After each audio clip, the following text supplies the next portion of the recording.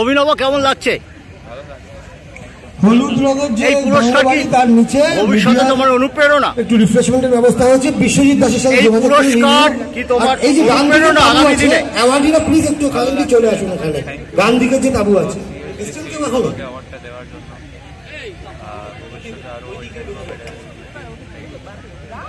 তোমার আইডল কে?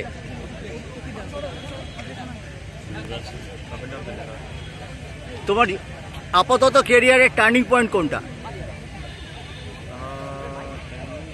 Turning point নেই, 2022 থেকেই আমি ইন্ডিয়া টিমে আছি আর এখনো খেলে যাচ্ছি ইন্ডিয়া টিমের জন্য। তোমার পরিবারের কেউ কি খেলাধুলার সাথে যুক্ত ছিল?